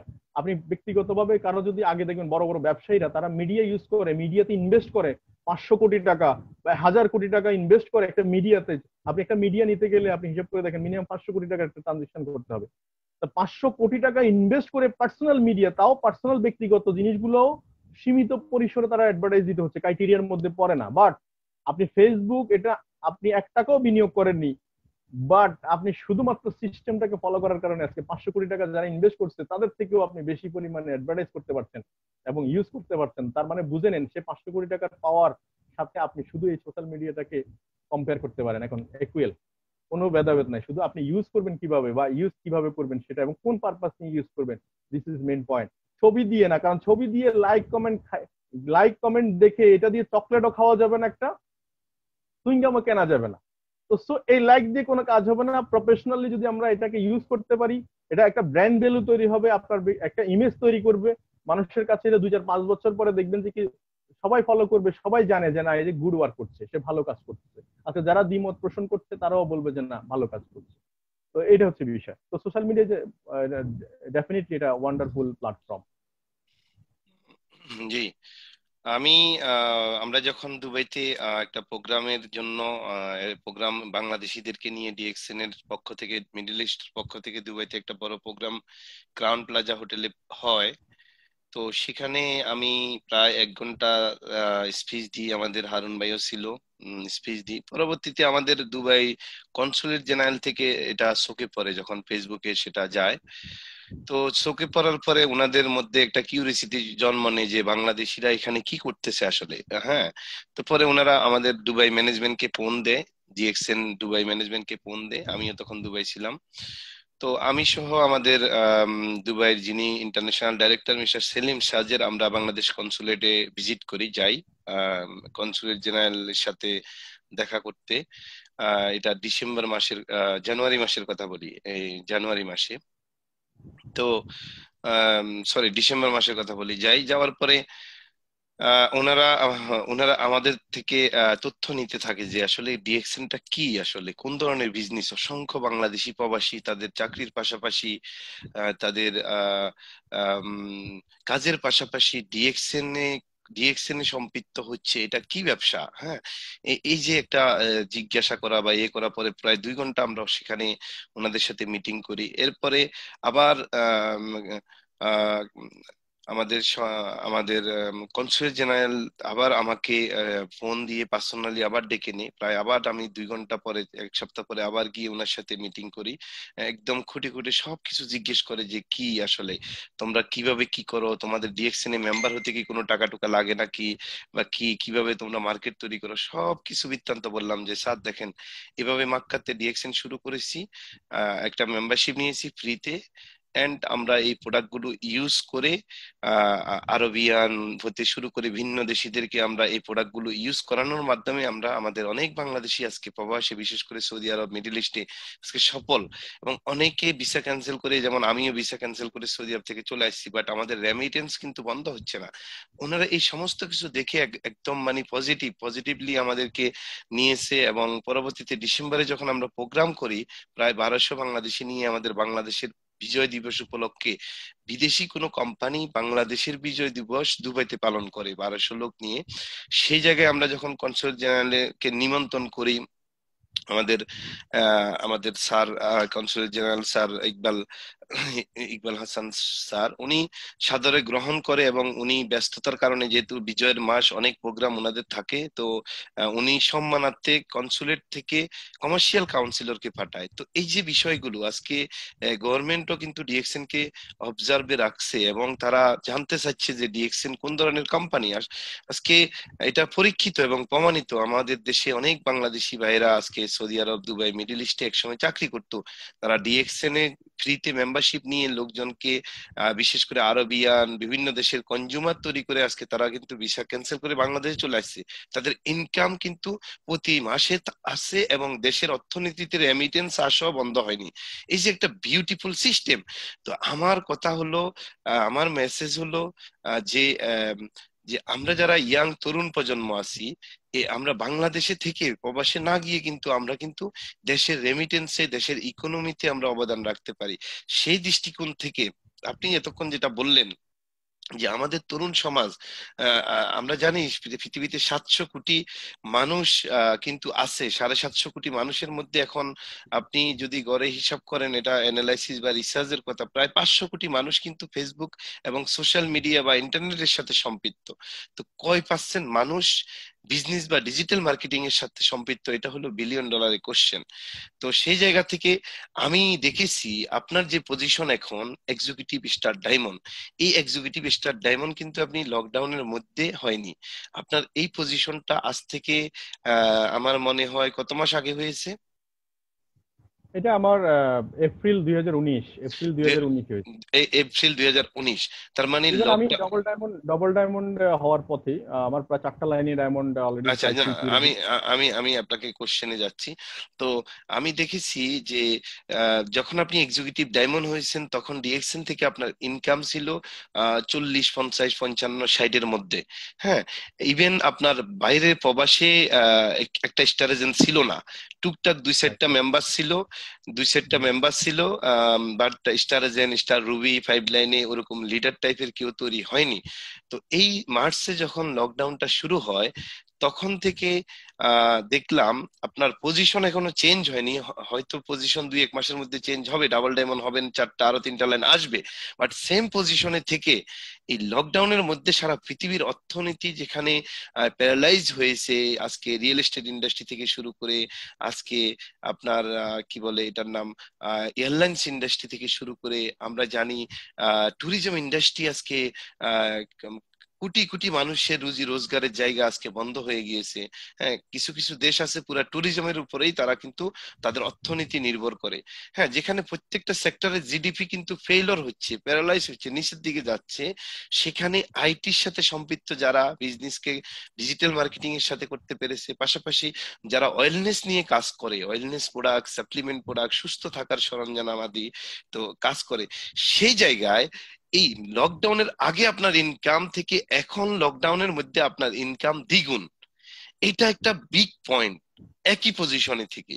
1 number point. হ্যাঁ, এটা কিভাবে সম্ভব হলো?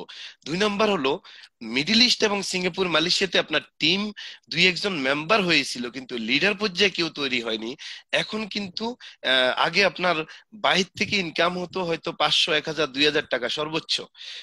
এখন লকডাউনের মধ্যে আমি আপনার স্টেটমেন্ট স্টাডি করে দেখেছি 1,08,000 টাকা যে 3,000 টাকা যে ইনকামটা, সেই ইনকামের মধ্যে প্রায় 40,000 টাকা ইনকাম দেশের বাইরের থেকে আসলো। এবং অনেকগুলো স্টার এজেন্ট কুয়েতে, দুবাইতে, সিঙ্গাপুরে, 5 লাইনের স্টার ডায়মন্ডও তৈরি হয়েছে। এইটা আমাদেরকে একটু ক্লিয়ার করেন, এইটার বেনিফিটটা কিভাবে আমরা এই লকডাউনের মধ্যে আমরা নিতে পেরেছি। ধন্যবাদ আপনাকে, খুব ইম্পর্টেন্ট কোশ্চেন এটা। আমরা আসলে প্রথম দিকে যখন কাজ শুরু করেছি তখন থেকে আমরা দেশের বাইরে কাজ করতাম, স্পন্সর করতাম না তা না, কিন্তু স্পন্সর করতাম। কিন্তু একটা জিনিস আছে, সেটা হচ্ছে যে আমরা একটা তখন মাথার ভিতরে ছিল যে সেটা হচ্ছে যে নার্সিং ইজ ইম্পর্টেন্ট। কিন্তু দেখেন, আমরা যখন দেশের বাইরে একটা লোককে স্পন্সর করতাম, হয়তো তার সাথে পার্সোনালি যোগাযোগ করতাম মেসেঞ্জারে, মেসেঞ্জারে যোগাযোগ করে করে তখন দেখা যাচ্ছে হয়তো একজন ইন্ডিভিজুয়ালি একজনকে মেসেঞ্জার, আমরা গ্রুপ কল সম্পর্কে অত বেশি আইডিয়া তখন ছিল না বা নিতে পারিনি। আর গ্রুপ কলটা চালু হয়েছে বেশি দিন হয়নি।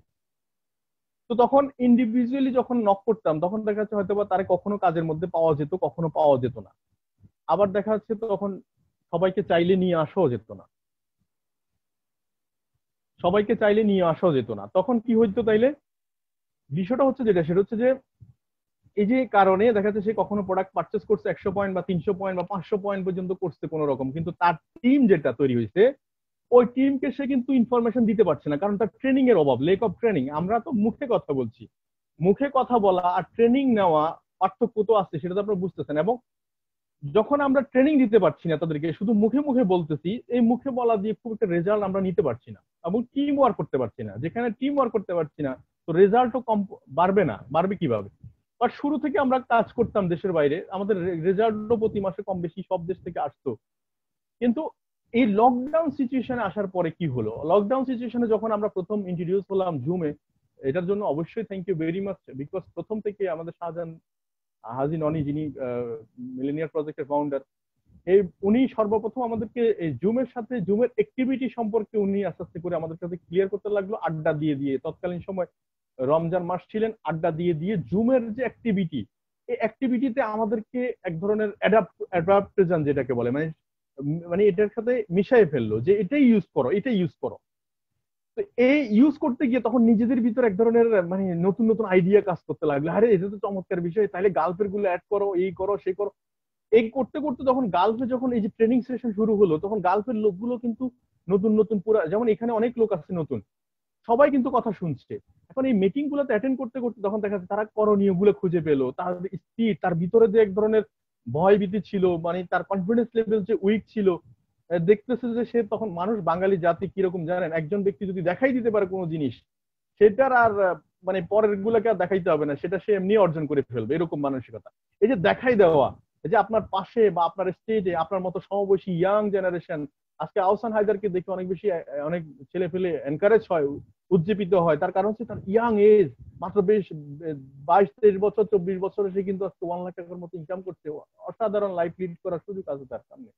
তাহলে এই যে এই জিনিসগুলো যখন বুঝতে পারতাম, মানে পারলাম, তখন দেখা যাচ্ছে আমরা ট্রেনিং এর প্রতি খুব বেশি নজর দেওয়া শুরু করলাম গালফের দিকে। যে এই যে শাহজাহান ভাই যে কথাটা বললো যে মানে একটা স্টার এজেন্ট ছিল না আমাদের গালফে, রিয়েলি সত্যি কথা। এই লকডাউন সিচুয়েশনের আগে আমরা গত 2 বছর পার করে ফেলছি, অথচ বা 2 বছর থেকে একটু বেশি সময়, বাট আমরা এই একটা স্টার এজেন্ট বের করতে পারিনি বাংলাদেশে থেকে।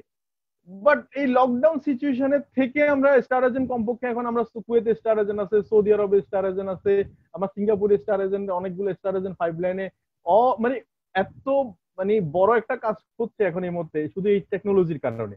বিকজ ট্রেনিং দেওয়ার একটা স্কোপ পাওয়া গেছে এবং কনভারসেশন করার সুযোগ আছে, পার্সোনাল যত প্রশ্ন আছে সব প্রশ্নের উত্তর দেওয়া যাচ্ছে। নতুন যারা আছে তারা যে নতুন মার্কেট তৈরি করছে সেই মার্কেটেও আমরা গাইডলাইন করতে পারছি এই প্রযুক্তির কারণে। আমি আমার জায়গা থেকে বসে, তারা প্রত্যেকের জায়গা থেকে বসে। ইভেন অতীতে যে কাজটা হতো, দেখেন আমরা একটা হল রুমে যদি মিটিং কল করতাম, দেখেন সর্বোচ্চ কয়জন ব্যক্তি আসতো, 20 জন 30 জন। অনেকে আসতে পারতো না, অনেক ধরনের হ্যাসাল ছিল, আয়োজন নিয়ে অনেক ধরনের টেনশন, থাকা নিয়ে টেনশন, খাওয়া নিয়ে টেনশন, বহু ঝামেলা। বাট এই আজকে প্রোগ্রামে ধরেন 200-র উপরে লোক যদি জয়েন করে থাকে, না 200-র উপরে যদি লোক আমার কথা শুনে থাকেন, দেখেন তো প্রত্যেকের জায়গা থেকে বসে কিন্তু কথা শুনছেন, কথা কিন্তু সেম একই। আমি বলছি এবং আমি আমার বাসা থেকে বলছি, আপনি আপনার বাসা থেকে শুনছেন। তার মানে এই যে একটা পাওয়ারফুল টেকনোলজি জুম ইন্টারনেট আসার কারণে তখন আমাদের কি হলো, মার্কেটে অ্যাক্টিভিটির পরিমাণ বেড়ে গেল। যে ছেলেগুলো নতুন নতুন স্টার এজেন্ট হয়েছে তাদের স্পিড কিন্তু তারা কন্টিনিউ করতে পারছে, কারণ প্রতিনিয়ত মিটিং এর মধ্যে আছে। ফুয়েল ফুয়েল অর্থাৎ গাড়িতে যেরকম ফুয়েল শেষ হয়ে গেলে আবার পেট্রোল পাম্পে আসতে হয়, তো আমাদের পেট্রোল পাম্প হচ্ছে যে এই যে আপনার মিলিনিয়ার প্রজেক্ট বলেন বা আমাদের যে যে ডেইলি প্রতিদিন যে প্রোগ্রাম, এই যে প্রোগ্রাম গুলো থাকার কারণে কিন্তু আজকে প্রতিদিন তারা নিজেদের ভিতরে একটা চার্জ নিতে পারছে, প্রতিদিন খাবারের মতো তাদের ভিতরে এনার্জি গ্রো করতে পারছে, যার কারণে বিজনেসের রেগুলেশন বাড়তেছে, গতি বাড়তেছে। আর আপনারা জানেন বাংলাদেশ মার্কেটে প্রোডাক্টের আজকে যেই যে জিনিসগুলো গালফে যেরকম প্রোডাক্টের যে অপরচুনিটি, মানে এত পরিমাণ প্রোডাক্ট বাংলা গালফে, আমার কাছে মনে হচ্ছে গালফ মার্কেটে যদি এই মুহূর্তে বিজনেসটা আরো বেশি ডেভেলপ করা যায়, তাহলে দেখা যাচ্ছে বিজনেস অনেক বেশি বোম করবে। আর সম্ভব, কারণ এটা প্রযুক্তি, প্রযুক্তি আছে হাতের মুঠে। তো গালফ মার্কেটের জন্য শুভকামনা অনেক বেশি এই মুহূর্তে, কারণ গালফ অনেক আমাদের থেকে আগানো, এবং আমার বিশ্বাস এই টেকনোলজির কারণে গালফের সুযোগ, গালফের বিজনেসম্যানরা বিজনেস করার কারণে কিন্তু আজকে বোনাস আমাদেরও বাড়ছে। আহ ধন্যবাদ। আমি যেটা আপনার কাছে জানতে চাই, আপনার বিজনেসের এটা হলো বিগিনিং। আমি বলবো, আমি সবসময় একটা কথা বলি, ডিএক্সএন প্রথম 3 বছর হলো ফাউন্ডেশন দেওয়ার জন্য। ফাউন্ডেশনটা 3 বছর দিতে লাগে। যেমন একটা বিল্ডিং 20 তলা উঠাইতে হলে আগে ফাউন্ডেশনটা রেডি করতে হয়। 20 তলা বিল্ডিং তুলতে হবে, 20 তলা বিল্ডিং এর ড্রয়িং হলো, আর সেটা বড় ইঞ্জিনিয়ার দিয়ে ড্রয়িং করেছে, আরো 20 তলার নিচে নিচে আমাদেরকে করতে হয়। হুম। তার মানে 20 তলা বিল্ডিং আমরা যেটা দেখি সেটা 20 তলা না, সেটা 20 তলা, এটা 40 তলা আমি মনে করতে হবে, আমাকে মনে করতে হবে। যেমন পদ্মা সেতু আমরা দেখতেছি কত কষ্ট করে প্রত্যেকটা ফিলারের ডিজাইন হচ্ছে, হ্যাঁ, কিন্তু এটা যে শুধু যে পদ্মা সেতু যেটা উঠবে উপরে দেখা যাচ্ছে সেটা না, মেন কাজটা কিন্তু তার নিচেই হচ্ছে। হ্যাঁ, তার নিচেই মেন কাজটা হচ্ছে। এটাই হলো চ্যালেঞ্জ। তো সেক্ষেত্রে এই যে প্রথম দাফে দাফে উঠে আসা, কষ্ট করে উঠে আসা, তারপরে 3টা বছর পার করে এখন একটা জায়গায় ইনকামকে নিয়ে আসা 1 লাখ, আপনার জন্য আরো ডিএক্সএন এর স্ট্যাটাস, 23টা স্ট্যাটাস যদি আমি বলি মেম্বার বাদ দিয়ে, ক্রাউন অ্যাম্বাসেডর পর্যন্ত আপনার পজিশন এখন 4 নম্বরে আছে। স্টার এক্সিকিউটিভ, স্টার ডায়মন্ড, আরো প্রায় 19টা পজিশন বাকি আছে। 19টা পজিশন আপনার জন্য হাতছানি দিচ্ছে। ডিএক্সএন কে যদি আমি গভীরতা ভাবে চিন্তা করি, তো সেটা মহাসমুদ্র। হ্যাঁ, মহাসমুদ্র। সমুদ্রের মধ্যে যেমন নিচের তলা কতটুকু এটা মাপা খুব দুঃসাধ্য, ঠিক আহ আহ এই পার থেকে ওই পারে দেখাও দুঃসাধ্য, ঠিক ওরকম। তো আপনার চিন্তাধারা কি যে এই মুহূর্তে ডিএক্সএন এর যে স্ট্যাটাস গুলো আছে, যেমন আরেকটা বিষয়, উপলব্ধির বিষয়, যেমন গত মাসে আমি দেখেছি আপনার ইনকাম পেয়েছেন আপনি 97,000 টাকা, কিন্তু কোম্পানি থেকে আমরা জানি ডিএক্সএন এ যখন ডায়মন্ড হয় তারা কিন্তু প্রফিট শেয়ার পায়, 2% প্রফিট শেয়ার কোম্পানি কিন্তু বন্টন করে কোম্পানির প্রফিট থেকে। ওইখানে প্রায় 6,000 টাকা আপনি প্রফিট শেয়ার পেয়েছেন। এন্ড যত পজিশন গুলো বাড়বে, উপরের দিকে যাবে, তত বেশি আপনার প্রফিট শেয়ারের পরিমাণও বাড়বে, আপনার ফিবির ভলিউমের উপরে, বিজনেসের ভলিউমের উপরে বাড়বে। চমৎকার মজার বিষয় হলো যে আপনার জন্য শুভকামনা থাকবে আগামী পজিশন গুলো আপনি কিভাবে অ্যাচিভ করবেন, কতদিনের মধ্যে কোথায় যাবেন সেটা আজকে শোনাবেন। আর মজার বিষয়টা হলো, আমি এই যে বাংলাদেশি গর্ব করি আমার বাংলাদেশের পাসপোর্ট নিয়ে, আপনিও গর্ব করেন। আমরা বাংলাদেশে থেকে আমরা ইউরোপিয়ান আরবিয়ানদেরকে কনজিউমার করতে পারছি, এবং এরা সকালে ঘুম থেকে উঠে ডিএক্সএন এর টুথপেস্ট দিয়ে তার পরিবার নিয়ে কোনো নাস্তা করার আগে, হ্যাঁ কোনো কিছু খাওয়ার আগে তারা ডিএক্সএন এর টুথপেস্ট দিয়ে যখন দাঁত ব্রাশ করে তখন এটা শেষ হলে আবার কিনে। এই যে আমরা পার্মানেন্ট কনজিউমার রেডি করতে পারতেছি বাংলাদেশে বসে, এবং আজীবন এই লোকগুলো বাইরের কান্ট্রির লোকগুলো প্রোডাক্ট ইউজ করবে, আর আমরা বাংলাদেশে বসে ইনকাম পাবো, এবং এটা বাইরে থেকে ইনকামটা আসবে। এই যে একটা মজার একটা বিষয়, সেই বিষয়টা নিয়ে আপনার অনুভূতি শুনবো, এবং আপনার জন্য যে 19টা পজিশন আগামীতে অপেক্ষা করতেছে, হ্যাঁ যে ক্রাউন অ্যাম্বাসাডার পর্যন্ত, সেই জায়গায় আপনার টার্গেট বা আপনার ভিশন মিশন, আপনার মাস্টার প্ল্যানটা কি? জি। জি, ধন্যবাদ আপনাকে। দেখেন, ডিএক্সএন আসলেই একটা সিস্টেম, যে সিস্টেম আসলে ডিএক্সএন মানে হচ্ছে একটা বিজনেস কোম্পানি, একটা বিজনেস আইডেন্টিটি, যেখানে তারা প্রোডাক্ট সেল করছে বা প্রোডাক্ট দিয়ে সার্ভিস দিয়ে কাস্টমারকে আমরা স্যাটিসফাই করছি, কাস্টমার আমাদের সাথে কন্টিনিউ করছে বিকজ আমাদের প্রোডাক্টের কোয়ালিটির কারণে, আমাদের মোটিভেশন না, বিকজ আমরা মোটিভেশন বিক্রি করছি না।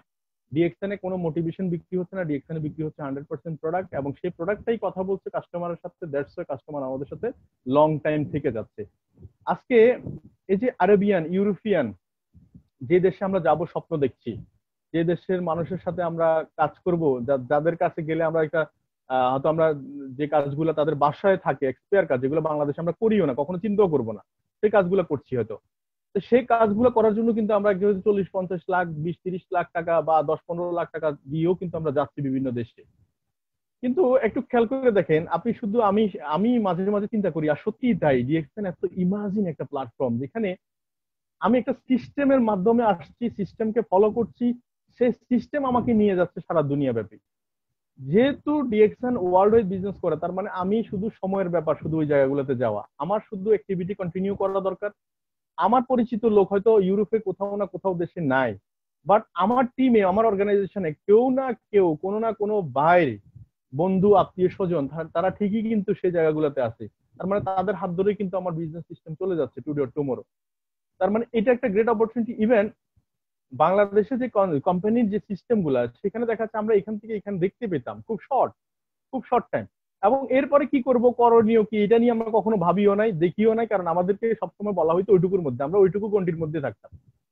বাট ডিএক্সএন একটা মহাসমুদ্রের মতো, যেমন একটা নৌকা আপনি যদি পুকুরে ভাসান দেখবেন এটা অনেক বড় মনে হবে, ওরে বাপ এটা কত বড়, কিন্তু যখন সাগরে ছেড়ে দেওয়া হবে তখন তাকে খুঁজেও পাওয়া যাবে না। তার মানে আমরা ছিলাম একটা আসলে ডিঙ্গি নৌকার মধ্যে, বা ডিঙ্গি নৌকাই দেখানো হতো একটা পুকুরের মধ্যে।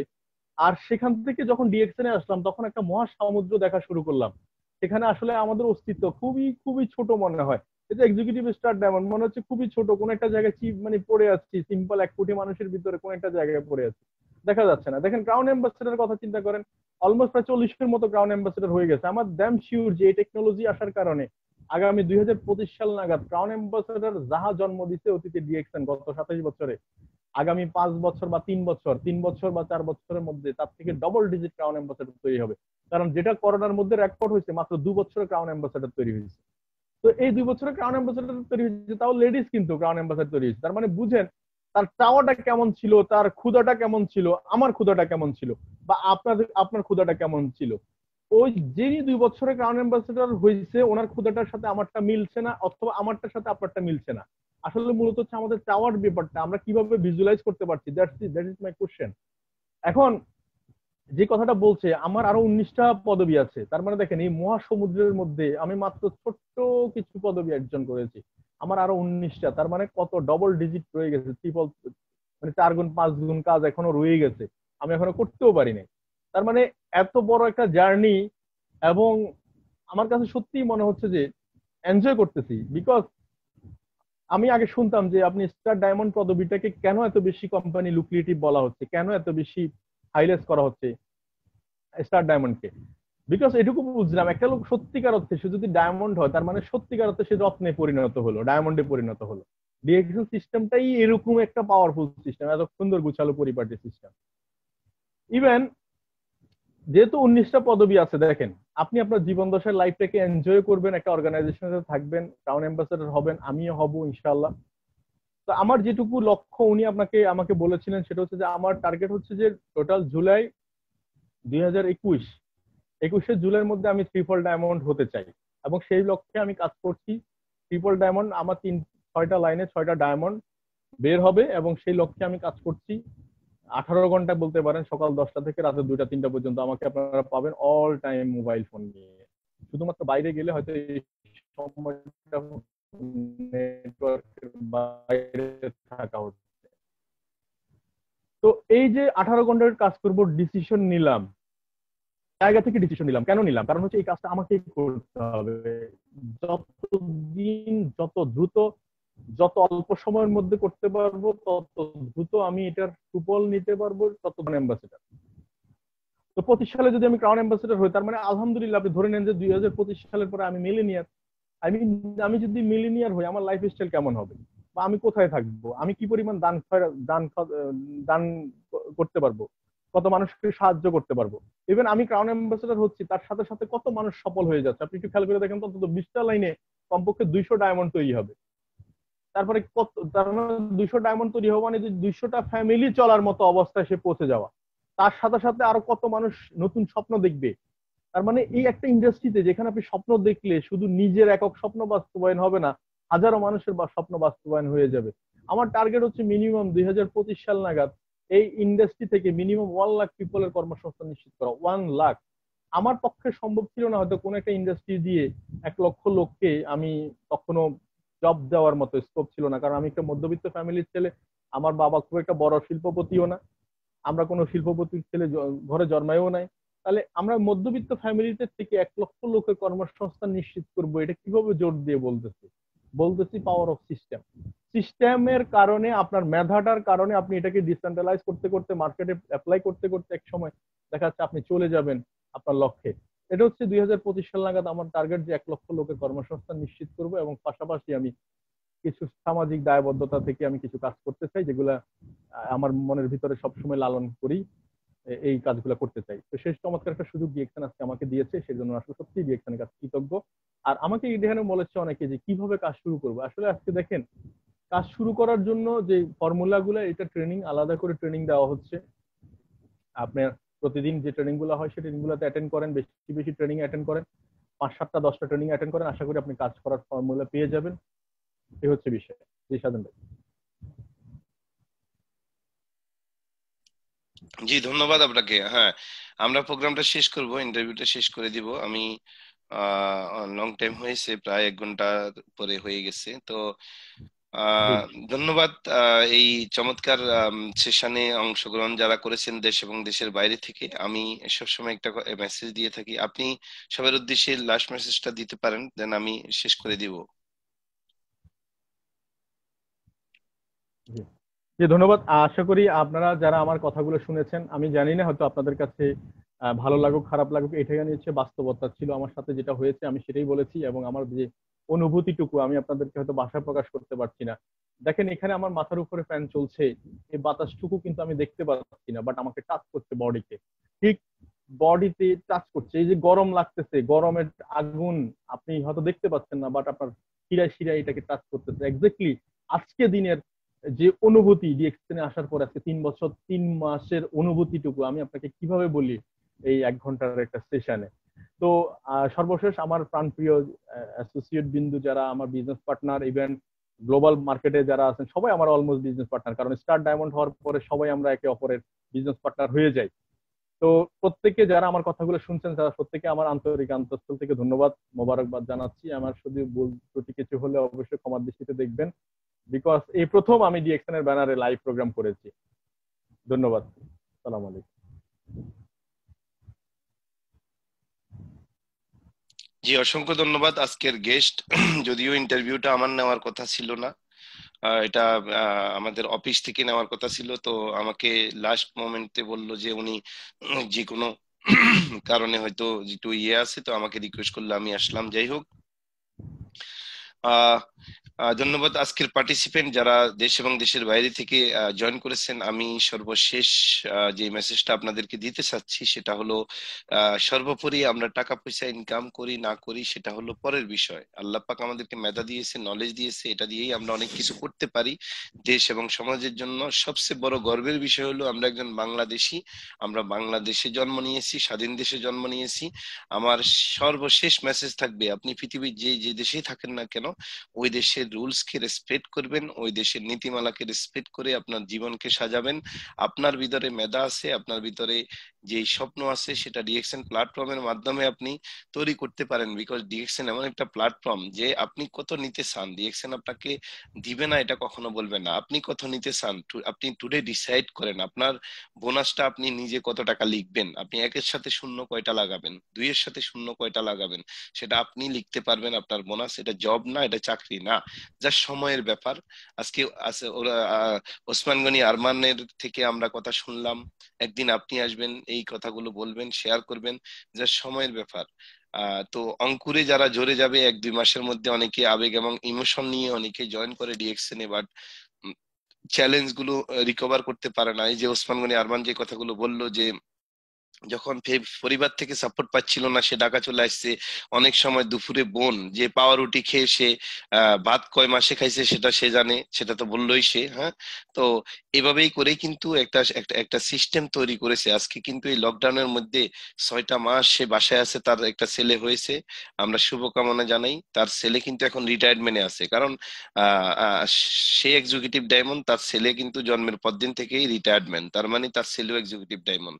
হ্যাঁ, তাহলে তার অনুপস্থিতিতে তার ছেলে কিন্তু এই আইডির মালিক। হ্যাঁ, তাইলে আমরা এমন একটা সিস্টেমকে ক্রিয়েট করব, এমন একটা সিস্টেমকে আমরা তৈরি করব যে সিস্টেমটার মাধ্যমে আমরা তো আমাদের জীবনকে ইয়াং অবস্থায় রিটায়ারমেন্টে নিবই, আমরা পেসফুল রিটায়ারমেন্ট লাইফ এনজয় করব, পাশাপাশি আমাদের সন্তান যারা জন্ম নিবে তারা তাদের লাইফটাকেও আমরা সিকিউর করে দিব, তাদেরকেও রিটায়ারমেন্টের জন্মের পর দিন থেকে রিটায়ারমেন্টের ঘোষণা দিয়ে দিব যে আমার ছেলে আজকে জন্ম নিয়েছে, সে রিটায়ারমেন্ট হয়ে জন্ম নিয়েছে।